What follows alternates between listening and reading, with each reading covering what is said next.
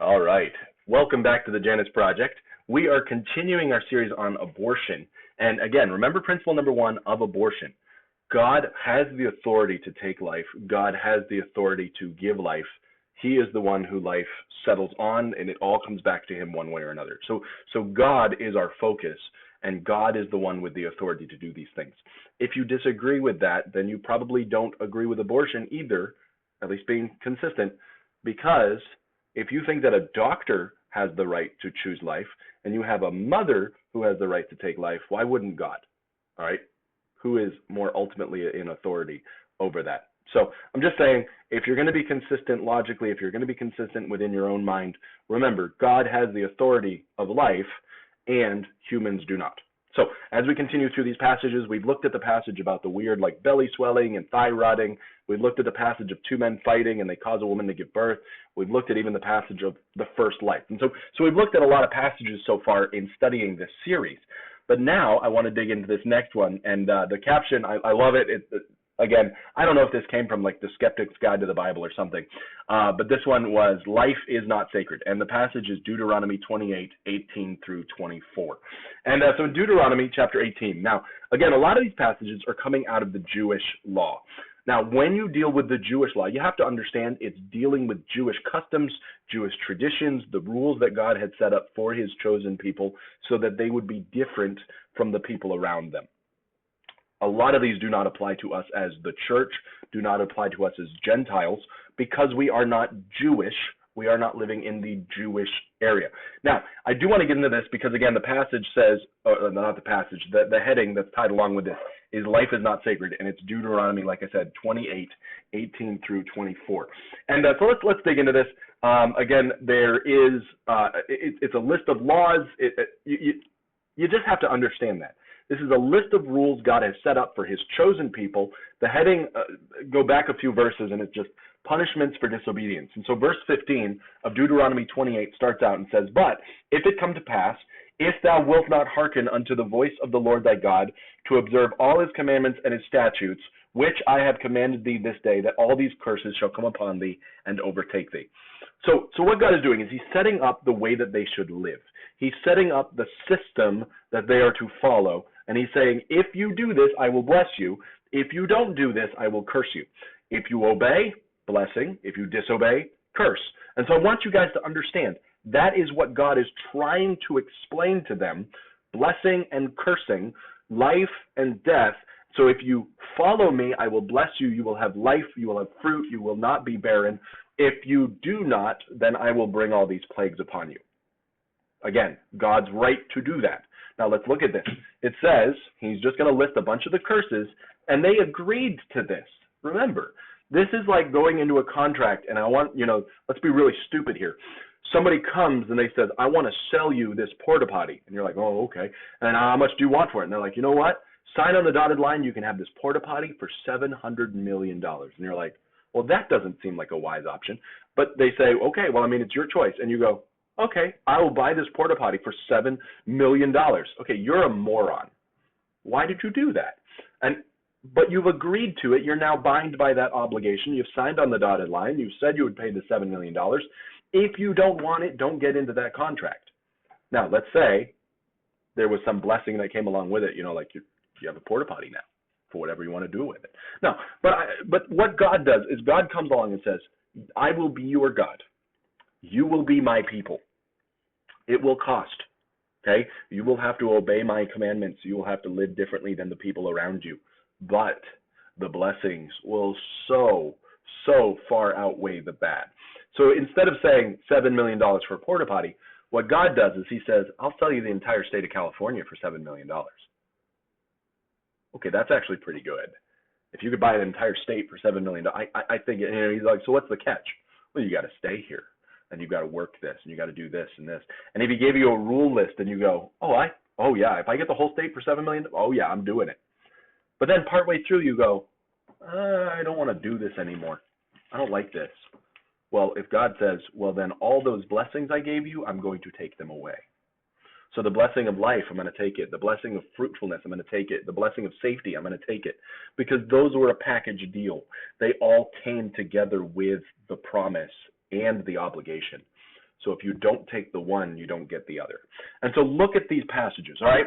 And so he says, if you choose not to follow my way, then these are the curses that are going to come upon you.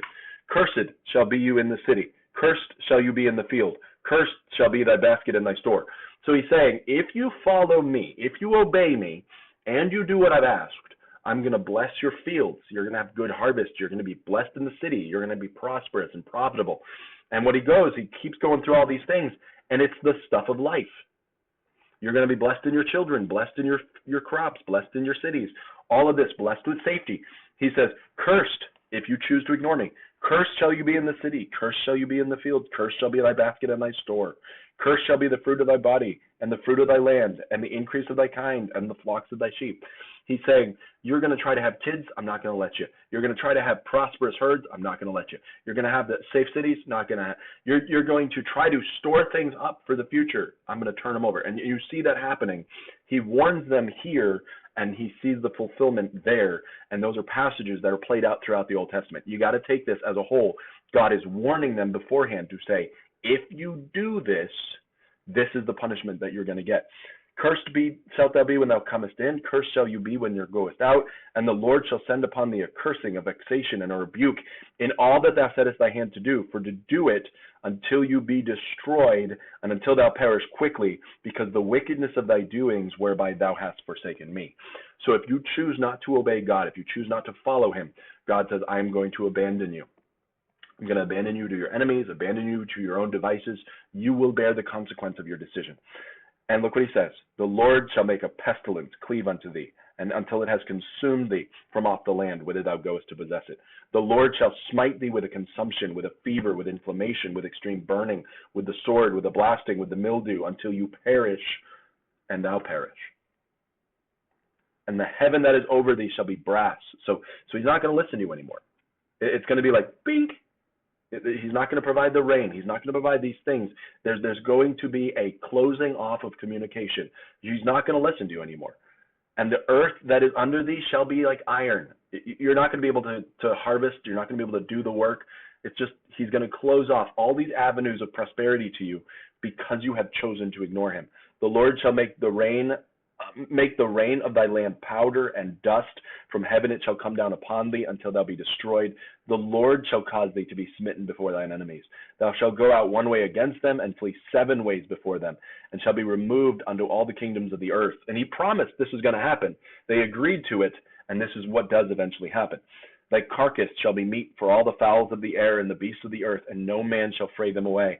The Lord will smite thee with the botch of Egypt, and with the emerods and with the scab, and with the itch, whereof thou canst be healed. And so all these diseases, and it's interesting because one of the things Israel gets into is sexual depravity.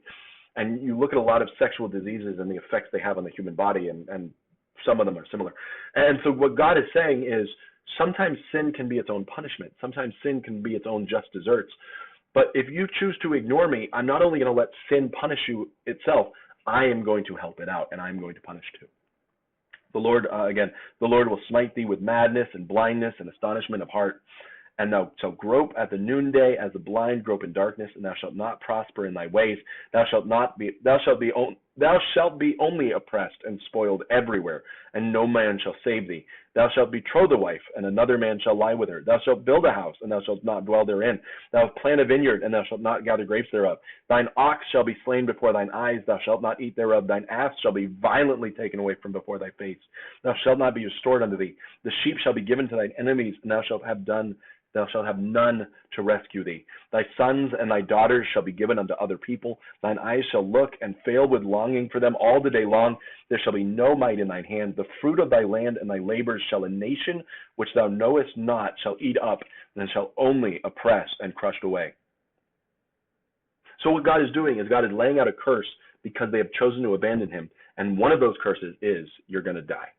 Your children are going to die. You're going to have a barren womb. If you bear children, your pregnant women are going to be ripped up, and the children are going to be killed.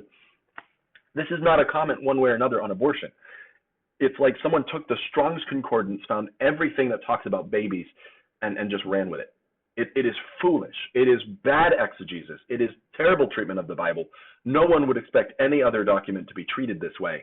But they haven't even got the respect to look at what it says, take it in the context and understand the background, and I think that's shameful.